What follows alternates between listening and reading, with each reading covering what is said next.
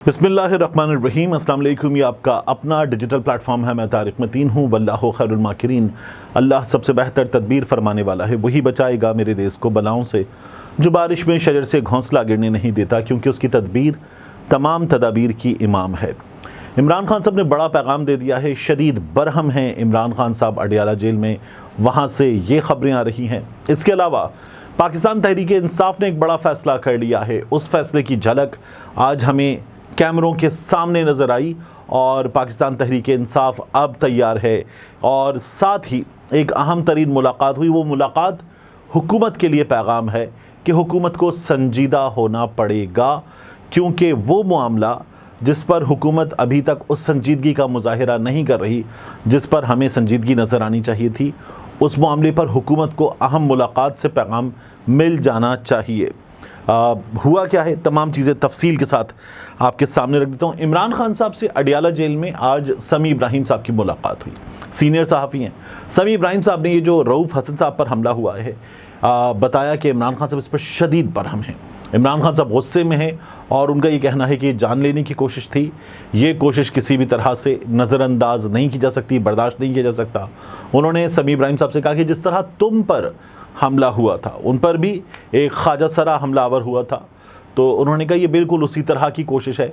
बल्कि समी इब्राहिम साहब पर हमला करने वाले एक से ज़ायद थे। कैमरे के उस मंजर में जिस तरह से वो एक बहुत लिमिटेड एंगल से सीसीटीवी फुटेज थी और समी इब्राहिम साहब ने भागकर अपनी जान बचाई थी, तो वो भी एक से ज़ायद हमलावर थे। रऊफ़ हसन साहब पर भी एक दिन हमला करने की कोशिश, अगले दिन फिर हमलावर आए और हमला करने में कामयाब हुए, जो मकसद था उसमें नाकाम हुए। तो इमरान खान साहब ने कहा कि ये बर्दाश्त नहीं किया जा सकता। अब की बार ऐसा कुछ होगा तो पूरी जमात को बता रहा हूँ, अवाम को बता रहा हूँ, हम कॉल देंगे, सड़कों पर निकलना होगा। ये इमरान खान साहब ने वहाँ से पैगाम दिया है। इमरान खान साहब इस पर शदीद बरहम है। पाकिस्तान तहरीक इंसाफ ने मैसेज क्या दिया है, आप देखिए कि इस वाक़े के बाद हम्माद अज़हर कुछ अर्सा पहले मंजर आम पर आए, लेकिन खैबर पख्तूनख्वा में थे, जहाँ पाकिस्तान तहरीक इंसाफ की हुकूमत है। और हम्माद अज़हर के अलावा मियाँ इस्लाम इकबाल साहब ये भी खैबर पख्तूनख्वा में था। अब हुआ क्या हमारे सामने, हम्माद अज़हर साहब इस्लामाबाद में मरकज़ी सेक्रेटेरिएट में नज़र आए अचानक कैमरों के सामने, और हम्माद अज़हर साहब ने वहाँ गुफ्तगू की और उन्होंने कहा कि मुझे कल रात पैगाम मिला, मुझ तक ये पैगाम पहुँचा कि अब सामने आने का वक्त आ गया। पहले हम्माद अज़हर साहब अगर मंजर से गायब थे तो वो ये कहते थे कि मुझे इमरान खान ने ये कहा है कि तुम पर तशद्दुद होगा, तुम्हें तोड़ने की कोशिश की जाएगी, तुम पीछे रहो, तुम रूपोश रहो, रूपोश रहकर पार्टी की क़यादत करो। तो मैं इमरान खान की हिदायत के मुताबिक अमल कर रहा था। अब हिदायत आई है कि बाहर निकल आओ, तो मैं बाहर निकल आया हूँ। उनसे ये भी सवाल हुआ कि क्या बाकी पार्टी लीडरशिप, वो लोग जो रूपोश हैं, वो भी मंजर आम पर आएंगे। हम्माद अज़हर साहब ने कहा कि आएंगे, और साथ ही हम्माद अज़हर साहब से मुराद सईद साहब के बारे में सवाल हुआ।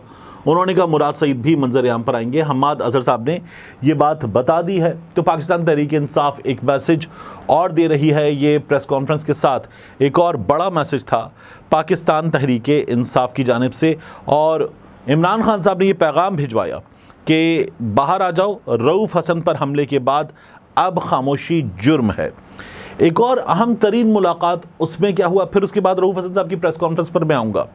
अक़वाम मुत्तहिदा का वफ़द रऊफ़ हसन साहब से मुलाकात के लिए पीटीआई सेक्रेटेरिएट पहुँचा। ये अक़वाम मुत्तहिदा का वफ़द है। यानी ये जो वाक़या हुआ जिसमें एक 74 साला कैंसर सर्वाइवर बुज़ुर्ग के चेहरे पर यहाँ से यहाँ तक एक गहरा कट लग गया है, खौफनाक कट, उसमें उसकी जान जा सकती थी। आज रऊफ़ हसन साहब ने बताया भी, मैंने डक किया, वो तो मेरी जुगुलर वेन, मेरी शहरक काटना चाहते थे। तो रऊफ़ हसन साहब ये बता रहे हैं अक़वाम मुत्तहिदा का वफ़द मिलने पहुंचा है। This speaks the volume of it कि कितना सीरियस है ये मैटर। और हमारे यहाँ क्या हुआ है, हमारे यहाँ हुआ ये कि इस्लामाबाद पुलिस के एक सीनियर ऑफिसर ने रऊफ़ हसन साहब से मुलाकात की और रऊफ़ हसन साहब की FIR नहीं हुई। ये हमारे यहाँ गुज़श्ता कुछ अरसे में बार बार हुआ है। अरशद शरीफ शहीद किए गए, अरशद शरीफ शहीद की वालदा की FIR नहीं हुई, रियासत मुद्दई बन गई। मुद्दई मौजूद थे, अरशद शरीफ की वालदा, उनकी अहलिया, उनके बच्चे मौजूद थे, लेकिन मुद्दई रियासत बन गई। इमरान खान साहब पर हमला हुआ, उनकी जान लेने की कोशिश की गई, उनकी जमात के लोग बैठे रहे, वज़ीराबाद में थाने में बैठे रहे, FIR नहीं हुई। پھر اس کے بعد مدعی ریاست بن گئی زبردستی، یعنی انہوں نے کہا کہ ہم یہ ایف آئی آر تسلیم نہیں کرتے، لیکن مدعی ریاست بن گئی۔ عمران خان صاحب کی ٹیم وزیر آباد کے اس تھانے میں جا کے بیٹھ گئی، ایف آئی آر نہیں ہوئی۔ بتایا گیا ایس ایچ او صاحب دورے پر ہیں، اب وہ محرر صاحب ایف آئی آر لکھے، ایس ایچ او صاحب نہیں آ رہے تھے۔ پھر اس کے بعد تھانے کی لائٹ بند ہو گئی، پورے علاقے کی لائٹ آ رہی تھی، اور بتایا گیا جی تھانے کی لائٹ بند ہو گئی، کمپیوٹر سسٹم ڈاؤن ہو گیا، نہیں ہو سکتا۔ پاکستان تحریک انصاف والے جا کے اپنا الیکٹریشین لے آئے، اس حد تک اڑ گئے اور اس الیکٹریشین سے تھانے کی لائٹ آن کروا دی۔ انہوں نے کہا جی نہیں ہو سکتی، آخر میں انکار کر دیا گیا۔ پھر پاکستان تحریک انصاف کو اس سلسلے میں عدالت جانا پڑا، مگر F I R Imran Khan صاحب کی مدعیت میں، ان کی جماعت کی مدعیت میں نہیں ہوئی۔ عمران خان صاحب کے بھانجے یہ ایف آئی آر کروانا چاہتے تھے، نہیں ہوئی۔ رؤوف حسن صاحب کی ایف آئی آر ہو گئی، تو اب پاکستان تحریک انصاف نے اس ایف آئی آر کو بھی مسترد کر دیا ہے۔ آپ ایک اور چیز دیکھیے، ایک میں نے آپ سے عرض کیا نا، ایک پولیس آفیسر اسلام آباد پولیس کا آ گیا، اس کے بعد کیا ہوا، وزیر قانون اعظم نذیر تارڑ صاحب آئے، اور اعظم نذیر تارڑ صاحب نے کہا کہ حکومت سنجیدہ کوشش کرے گی، اتنا بڑا ملک ہے، اتنی بڑی آبادی میں ایسے واقعات ہو جاتے ہیں۔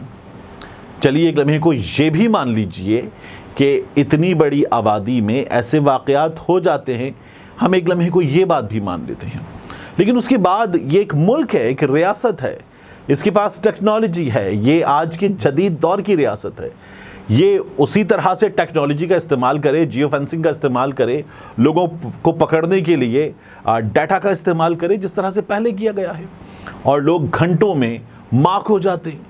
کیا یہ سب کچھ اس کیس میں ہوا ہے؟ نہیں ہوا ہے۔ تو اب ٹیکنالوجی کا استعمال ہونا چاہیے، اور ہمیں پتہ چلنا چاہیے کہ اب تک کی پیش رفت کیا ہے۔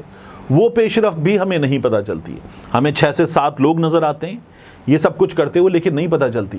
اس کے علاوہ ایک اور چیز دیکھیے، میں نے آپ سے عرض کیا نا، اقوام متحدہ کا وفد پہنچا ہے، حکومت کو سنجیدہ ہونا پڑے گا۔ رؤوف حسن صاحب سے آپ نے خبر سنی کہ وزیر اعظم صاحب نے رابطہ کیا ہو؟ کیا آپ نے خبر سنی کہ رؤوف حسن صاحب سے رابطہ کیا ہو مسلم لیگ نون کی کسی اعلیٰ شخصیت نے؟ کیا پاکستان پیپلز پارٹی کی کسی اعلیٰ شخصیت کے رؤوف حسن صاحب سے رابطہ کرنے کی خبر آپ کو ملی؟ رؤوف حسن صاحب اسٹیبلشمنٹ پر، D G I S P R پر بڑی شدید تنقید کرتے ہیں۔ اس وقت یہ جو واقعہ ہوا تھا، اس کے بعد وہاں سے بھی کوئی رابطہ کیا جا سکتا تھا، یہ یقین دہانی نہیں کہ ظاہر ہے قانون نافذ کرنے والے ادارے حرکت میں آئیں گے اور ان سے رابطہ کر کے اس سلسلے میں بات کی جاتی، اس واقعے کی مذمت کی جاتی، اور اس سلسلے میں پوری معاونت قانون نافذ کرنے والے اداروں کو فراہم کی جاتی، تو یہ بھی ایک مختلف جیسچر اس صورتحال میں ہو سکتا تھا۔ یہ بھی ہمارے سامنے خبر نہیں آئی۔ تو اس کیس میں جو حکومت کا ایک بزرگ سیاستدان پر اس قدر خوفناک حملے کے بعد رد عمل ہونا چاہیے تھا، وہ رد عمل بھی ہمیں نظر نہیں آیا۔ یہ بڑی سیریس بات ہے۔ اس بات کو میڈیا نے اس طرح سے اٹھایا بھی نہیں، جس طرح میں آپ کے سامنے یہ تمام ترتیب اور یہ سوالات رکھ رہا ہوں، کیا میڈیا نے یہ چیزیں اسی طرح سے اٹھائیں؟ یہ بھی نہیں ہوا۔ تو یہ بہت اہم معاملات ہیں جن کو دیکھنے کی ضرورت ہے، لیکن ایسا نہیں ہوا۔ رؤوف حسن صاحب نے آج ایک اور مختلف چیز کی۔ یہ مختلف چیز کیا تھی؟ جب میں آپ کے سامنے ابھی ان کی پریس کانفرنس سے چیزیں بتاؤں گا تو تب آپ کے سامنے آ جائے گا، لیکن آپ اگر نوٹ کریں، ایک شخص جس کے چہرے پر 12 ٹانکے لگے ہیں، اس جگہ یہاں سے یہاں تک، کان سے گال تک، ہونٹوں تک کٹ آ رہا ہے، وہ شخص آیا اور اس نے آ کر یہ بتایا کہ یہ لوگ حملہ آور جو تھے یہ خواجہ سرا لگ رہے تھے نہیں، یہ تو مجھے تربیت یافتہ لگ رہے تھے۔ اس نے یہ تو بتایا کہ یہ مجھ سے کہہ رہے تھے آپ کہاں تھے، آپ کے پیچھے ہم پہلے سے تھے اور انہوں نے میری جان لینے کی کوشش کی۔ یہ تو رؤوف حسن نے بتا دیا کہ میں ڈک کر گیا تھا، لیکن اپنے اوپر انہوں نے برائے نام بات کی، آپ دیدہ ہوئے، رو پڑے اور یہ بتایا کہ میری جماعت کے لوگوں کے ساتھ کیا ہوا ہے، جو ہوا ہے وہ کس قانون کے تحت ہوا ہے۔ تو رؤوف حسن نے اپنی ذات پر، اپنے اوپر بات کم سے کم کی، اور رؤوف حسن صاحب نے اپنی جماعت پر، حالات پر، اور ان حالات کا وہ جن کو ذمہ دار سمجھتے ہیں ان پر زیادہ بات کی۔ تو یہ ایک بہت اہم معاملہ تھا جسے ظاہر ہے کہ نظر انداز نہیں کیا جا سکتا۔ گفتگو کرنے والوں میں ہمارے سامنے عمر ایوب صاحب تھے، میڈیا نے اس گفتگو کو دکھایا۔ عام طور پر پاکستان تحریک انصاف کی پریس کانفرنس میڈیا نہیں دکھاتا، مگر اتنا بڑا واقعہ ہوا کہ میڈیا اسے دکھانے پر مجبور ہوا۔ تو سب سے پہلے رؤوف حسن صاحب پر ہونے والے حملے کی تحقیقات جوڈیشل کمیشن سے کروائی جائیں، یہ پاکستان تحریک انصاف نے پہلا مطالبہ کیا۔ اور یہ بھی کہا گیا عمر ایوب صاحب کی جانب سے کہ شہرک کاٹنے کے لیے حملہ کیا گیا تھا، چھری نما تیزدار آلے سے ان کا چہرہ چیر ڈالا، کوئی بڑا حادثہ ہونے جا رہا تھا جس سے اللہ نے بچا لیا۔ رؤوف حسن نے بڑی بہادری سے اس سب معاملے کو دیکھا۔ انہوں نے کہا ہم لوگ بات کرتے ہیں کہ خلا میں سب خلائی مخلوق ڈھونڈنے جاتے ہیں، مگر ہمیں تو وہ زمین پر نظر آ جاتی ہے، لہٰذا جو ایف آئی آر درج کی گئی اس میں رؤوف حسن نے واضح طور پر بتایا تھا، لیکن ہم اسلام آباد پولیس کی ایف آئی آر کو مسترد کرتے ہیں۔ یہ انہوں نے دوسری بات کی۔ وہ یہ کہتے ہیں کہ کس کے دباؤ میں لکھی گئی ہے؟ اس ایف آئی آر میں دہشت گردی نام کی کوئی چیز نہیں۔ یہ دہشت گردی نہیں تو کیا تھا؟ نہ ان کا بٹوا چھینا گیا، نہ کچھ ہوا، سیدھا ان پر حملہ کیا گیا۔ یہ تو ایک لپٹی ایف آئی آر لکھ کے اسے دبانا چاہتے ہیں۔ انہوں نے یہ بھی کہا کہ اس معاملے میں جوڈیشل کمیشن بننا چاہیے۔ جو 6 ججز کا خط تھا ایجنسیز کے لوگوں کے حوالے سے، تو یہ وبا دور دراز تک پھیل سکتی ہے، اس کا یہاں ہی سدباب ہونا چاہیے۔ رؤوف حسن کو انصاف ملنا چاہیے۔ میں عمران خان کا پیغام دے رہا ہوں کہ اگر ہمارے کسی بھی لیڈر کے اوپر اب حملہ ہوا تو ہم پرامن احتجاج شروع کر دیں گے اور اس کا پریشر اس وقت کی کرپٹ حکومت پر ہوگا۔ عمر ایوب صاحب نے کہا کہ جس معاشرے میں قانون کی بالادستی نہیں ہوگی وہاں سرمایہ کاری نہیں ہوگی اور ایسے ملک کا نظام نہیں چلے گا۔ پاکستان میں لا قانونیت ہے۔ اسلام آباد پولیس کے لوگ تھانوں اور ناکہ بندیوں پر بیٹھ کر رشوت اکٹھی کرتے ہیں۔ یہ واردات دن دہاڑے ہوئی ہے۔ اب رؤوف حسن صاحب نے جو پریس کانفرنس کی، وہ پریس کانفرنس کیا تھی، ان کی گفتگو کیا تھی؟ اس سے پہلے عمر ایوب صاحب نے 2-3 مطالبات اور رکھے۔ وہ یہ کہتے ہیں کہ وہ کہاں ہے ٹیکنالوجی، جنہوں نے حملہ کیا وہ کہاں ہیں؟